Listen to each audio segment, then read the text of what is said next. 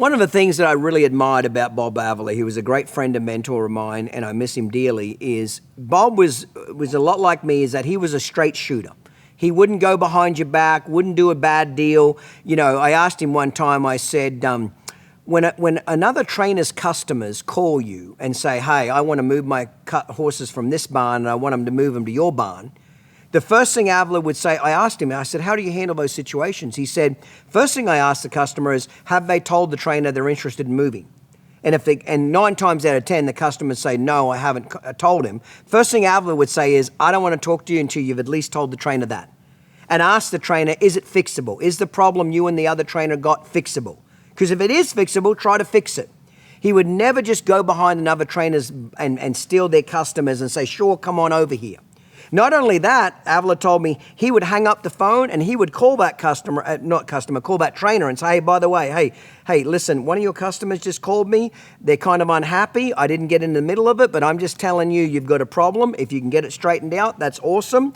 And I don't want any part of it, but I want to let you know I'm not going behind your back. I'm not trying to steal that customer from yours, etc. And that's something I really admired in him. A lot of trainers will not do that. A lot of trainers, when they get that call from that customer and say, hey, I want to move my horses, they're like, come on in, just get going, bring all the horses in here. Okay? And no trainer wants to be done like that. Every trainer wants to feel like he had every opportunity to fix a potential problem with a customer, and if they can't fix it. Some things are just not fixable. But they don't want to have their legs cut out from underneath them. Avila was real big on that, is contact the other trainer, be upfront, be ethical, tell them what happened. If they can fix it, awesome. If they can't, that way Bob said, next time I see that horse trainer, I said one time, how many trainers thanked you when you did that? He said a lot of them. A lot of them said, Bob, thank you for taking the time to call me. I appreciate it. Yes, we've had some trouble. I don't know if we can fix it, but I sure appreciate the honesty. He said a lot of trainers thanked him for his honesty. I said, how many trainers did that with you if you had a customer that wanted to leave your barn? He said, very little.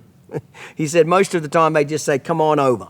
So I always respected Bob from that. If he had an issue or a problem or something he wanted to talk to you about, he went straight at you and addressed that situation. He never went like a little bitch and went behind the barn and just went about it in a shady way. He always came right to you and had the conversation, and I very much respect that. And I think a lot of trainers respect that about Bob.